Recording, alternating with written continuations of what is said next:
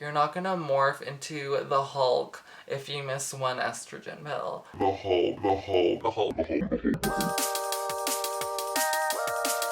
friends, it's Maya here, and today I am going to talk about 2 years on estrogen.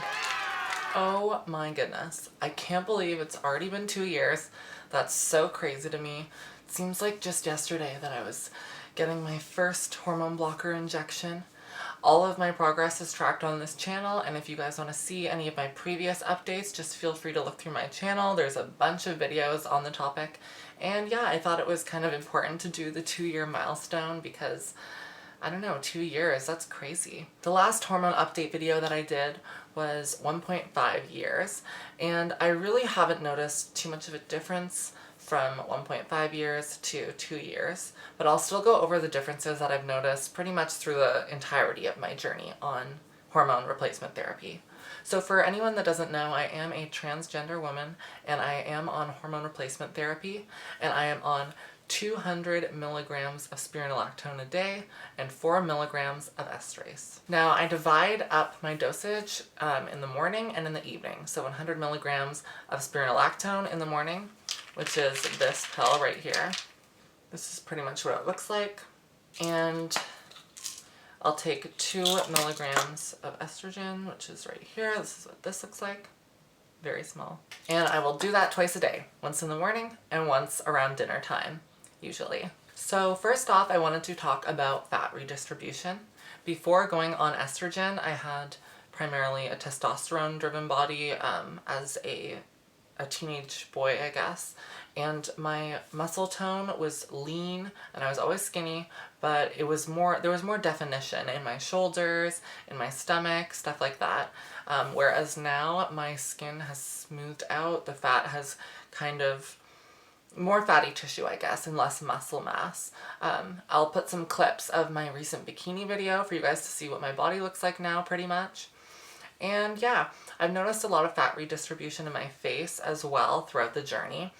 At this point, my face is more soft, more full in the cheeks, and I remember before going on HRT that I had a more of a gaunt appearance. My chin just looked longer. My face in general seemed slimmer and more longer and more masculine looking, I guess. I always was lucky to have a very feminine appearance, but I just noticed that it's really all come together over the past 2 years on HRT. Throughout HRT, I've also noticed an increase of skin softness, as in texture. So I think it has to do with the fat redistribution, but also just my skin in general is a little bit softer. And I don't know, I guess that's just a nice added feature. And I also wanted to talk about body hair as well. Throughout hormone replacement therapy, my body hair has reduced greatly. I remember in the very beginning, I used to have to shave my legs quite often, almost every single day, because the hairs that would grow back were very dark and prickly, like within the next day, like super noticeable as well. Now I know all of this stuff varies greatly with your genetics and with your predisposition, so results will be different for everyone. My results may not be the same as someone else's.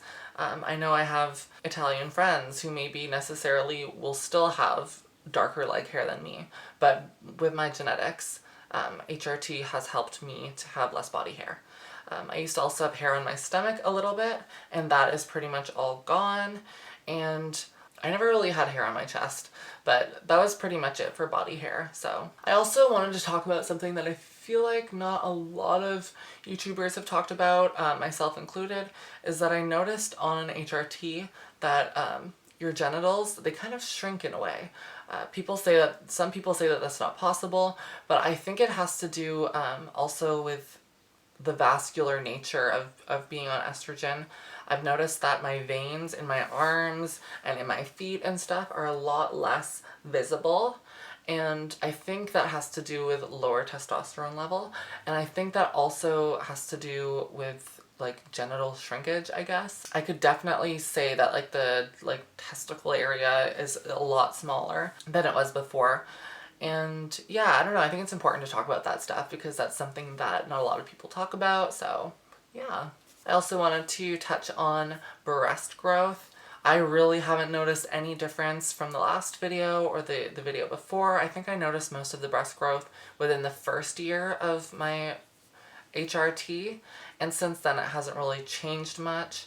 I am considering eventually getting a breast augmentation only because my chest doesn't, I don't know, I have like boobs for all intents and purposes, but I don't know, there are really like no bras that fit me because of like the size of my rib cage versus the cup size, so I always have so much space. And then there's also just bathing suits and like looking like abnormally flat-chested for someone of my height and my bone structure, I guess. I don't know. There's just something a little bit, I don't know. I'm considering it, getting a breast augmentation for sure. Nothing large, just something as natural as possible looking, just to kind of, I don't know, fill out my shape more.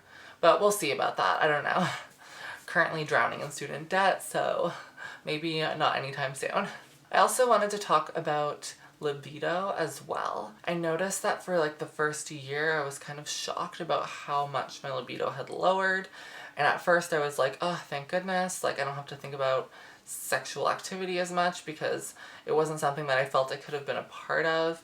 And then around like, I would say like a year and a half into my HRT, I was kind of like, well, I don't know, I don't miss that feeling, but I feel like I'm kind of like stagnant. Like there's no, I don't know, kind of like, I feel like natural born women have a cycle, obviously they do, with their periods, and I think that that peaks their sexual hormones. I'm pretty sure that's what happens anyways. And I noticed that on HRT, I don't believe that you get that similar result. I guess I'll have to talk with my doctor more about that, but I've heard some people taking progesterone and other stuff like that. What I wanted to say is that now that I've reached the 2-year mark, I'm more comfortable with how my like libido is working and how everything like that works. It's like a nice balance, and I didn't really identify with my sexual needs before transitioning as much. They just felt so like they were controlling me rather than I was controlling them, if that makes sense.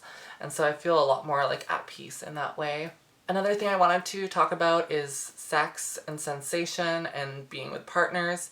Since 1.5 years, my last video, I have had a partner, and I don't know, it was just like a more experience to add, I guess, in terms of my body and how it's working on HRT. So sexual activity, everything is pretty much fully functional.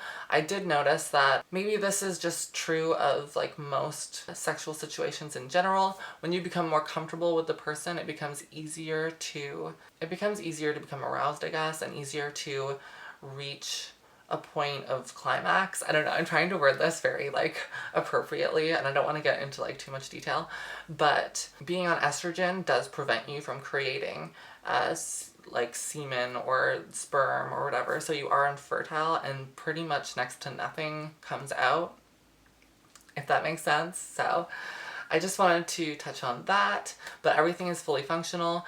The experience, I don't know, I don't want to say it's less than what it was before HRT, but in a weird way it kind of feels that way. I don't know, like it's the same sensation, but it's just a lot more contained in a weird way.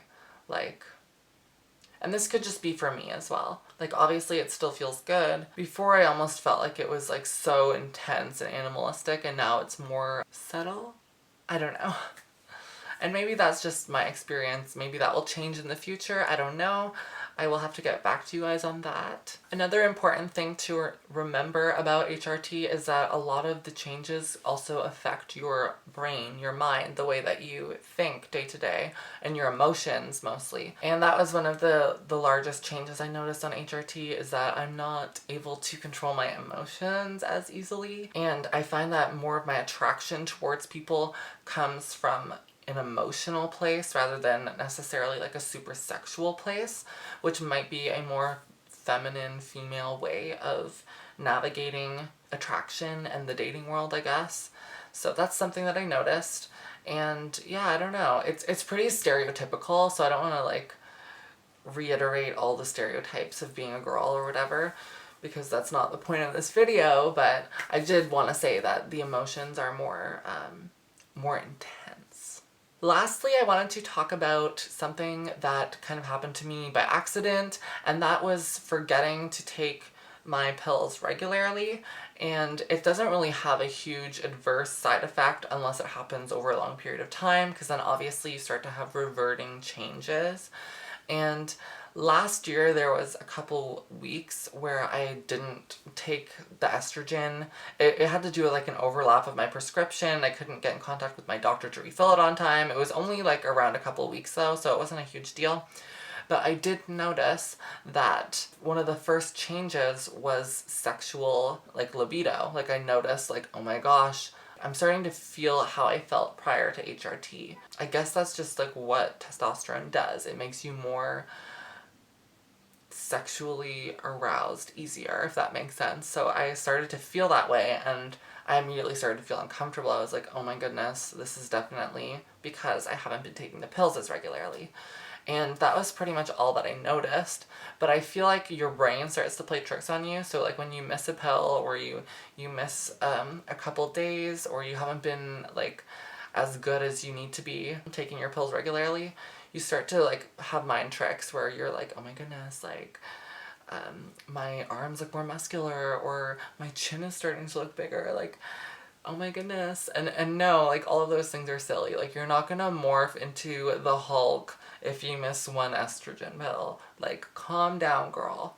I think that a lot of trans women put too much emphasis on how HRT has changed them, and that people have all these grandeur expectations and, oh, like I didn't take my pill today, so my glow is gone, I'm not glowing anymore. And it's like, girl, calm down.